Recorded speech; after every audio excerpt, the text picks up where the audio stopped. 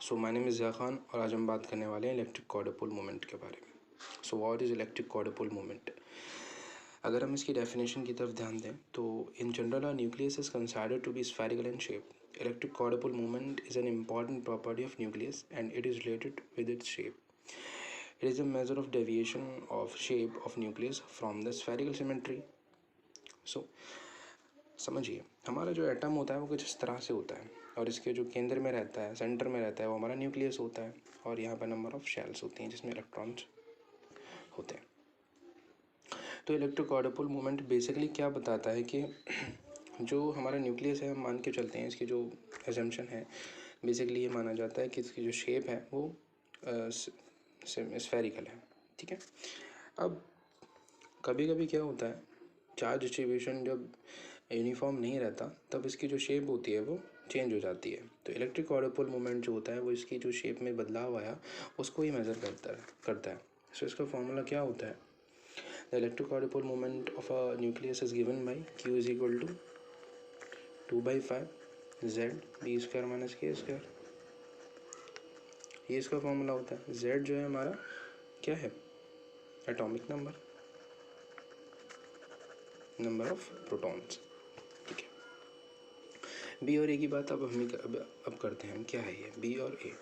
ये हमारा न्यूक्लियस है. कुछ इस तरह से हमारा न्यूक्लियस है. न्यूक्लियस में हमने एक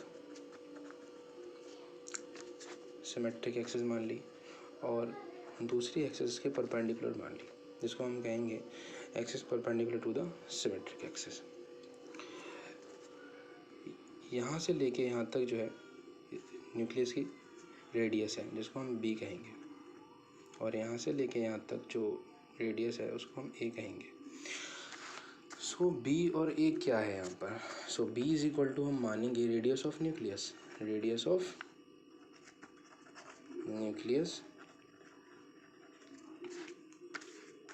along symmetric axis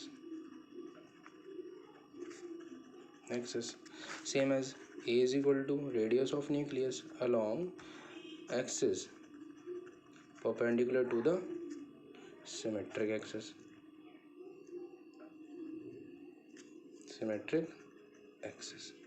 यहाँ पर हम मान लेते हैं. यहाँ तक बात कंप्लीट हो गई कि जो B जो है हमारा यहाँ पर वो क्या है? Radius of nucleus along the symmetric axis और A जो है वो है हमारा radius of nucleus along the axis perpendicular to the symmetric axis. ये जो एक्सिस है ये परपेंडिकुलर है टू द सिमेट्रिक एक्सिस. यहाँ तक बात क्लियर हो जाती है. ठीक है. ये तो फॉर्मूले के हमने बता दिया कि यहाँ पर क्या है.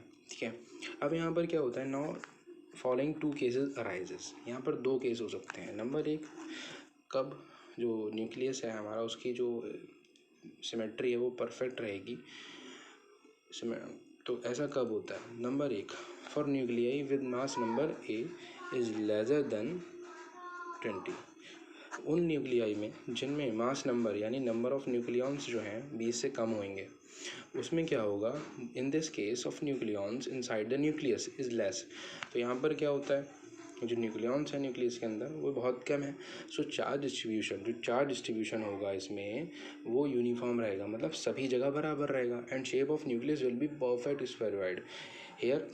अब यहाँ पर क्या होगा? शेप ऑफ न्यूक्लियस जो होगी परफेक्ट स्फेरॉइड होगी, मतलब इसकी जो सिमेट्री होगी वो स्फेरिकल होगी. ठीक है. स्फेरिकल सिमेट्री रहेगी परफेक्ट.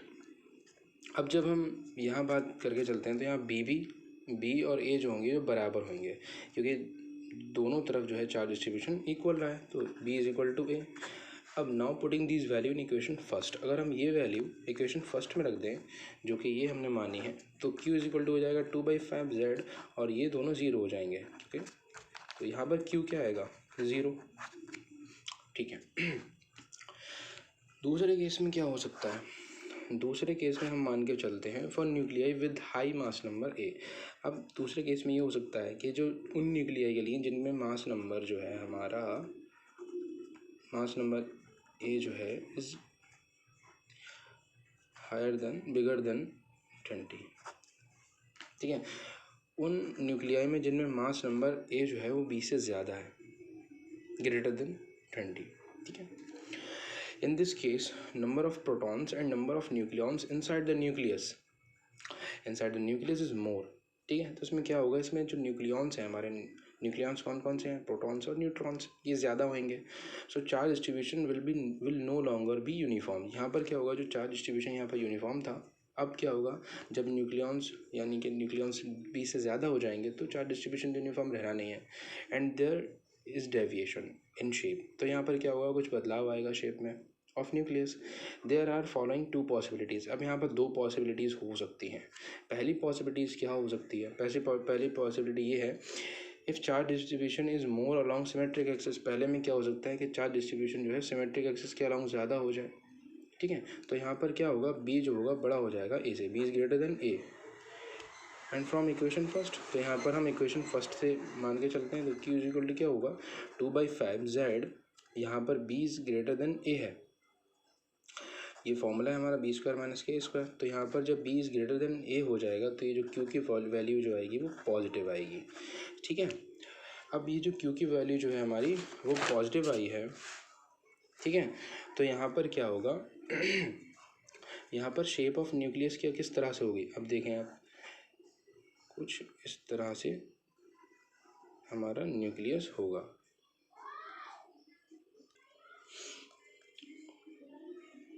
यहाँ पर बी जो होगा वो ए से बड़ा है। ठीक है, बी जो है ए से बड़ा है और क्यू जो है वो पॉजिटिव है, या B is greater than A and Q is equal to positive, क्योंकि क्यू भी जो है इज ग्रेटर देन 0 है। ओके, तो यहाँ पर इक्वल मत लगाइए, Q is equal to positive. तो इस वाली जो शेप को हम कहते हैं प्रोलेट, प्रोलेट स्फेरॉइड। इस तरह की शेप को हम क्या कहते हैं, जहाँ चार्ज डिस्ट्रीब्यूशन ज़्यादा हो जाए बी के अलोंग, तो इस वाली शेप को हम कहेंगे प्रोलेट स्फेरॉइड। दूसरे केस में क्या हो सकता है, दूसरे केस में हो सकता है charge distribution is more along axis perpendicular to symmetric axis. मतलब जो हमारा परपेंडिकुलर एक्सिस है हमारा उसके अलोंग ज़्यादा हो जाए, तो जाहिर सी बात है पहले बी ग्रेटर देन ए हो गया था, अब यहाँ B is lesser than A, यानी A is greater than B. तो यहाँ पर क्या होगा, इक्वेशन फर्स्ट से Q is equal to 2/5 z B square minus K square formula था हमारा। जब यहाँ पर बी लेसर देन ए हो जाएगा तो जाहिर सी बात है क्यू की वैल्यू जो आएगी वो नेगेटिव वाली है, क्यू की वैल्यू क्या आएगी, नेगेटिव आएगी। तो इसमें कुछ इस तरह से बनेगा, बी की वैल्यू जो है ए से कम रहेगी, तो इस वाली शेप को हम कहेंगे ऑब्लेट, ऑब्लेट स्फेरॉइड।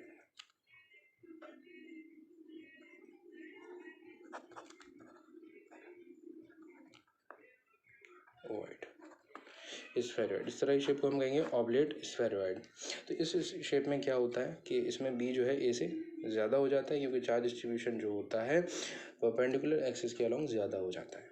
तो ये हमारा पूरा केस था, इस तरह से हम समझ सकते हैं। ये था इलेक्ट्रिक क्वाड्रुपोल मूवमेंट। अब इलेक्ट्रिक क्वाड्रुपोल मूवमेंट जो है इसको, इसकी जो यूनिट है वो है बार्न्स, याद रखेंगे आप, बार्न, 1 बार्न। ठीक है, इसकी जो यूनिट है वो बार्न, इलेक्ट्रिक क्वाड्रुपोल मूवमेंट की जो यूनिट है इज मेजर्ड इन बार्न, where 1 barn is equal to क्या होगा, 1 barn is equal to 10⁻⁻28 metre square. इसको याद रखना है हमें।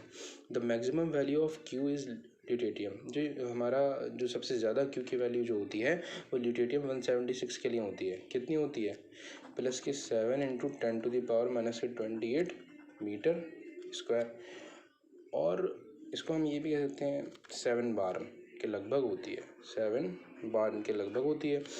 Secondly the minimum value of Q is for antimony, antimony के लिए सबसे कम होती है क्यू की वैल्यू, कितनी होती है, minus K 1.2 × 10⁻⁻28 metre square, that is लगभग माइनस के 1.2।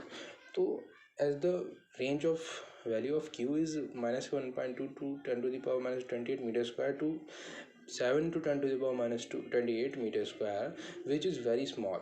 ये तो बहुत, इनका जो अंतर है वो बहुत कम है। So the assumption that nucleus is spherical is justified. तो ये आपका जो था इलेक्ट्रिक क्वाड्रुपोल मोमेंट था। होप आप लोगों को समझ में आया हो। Thanks for watching.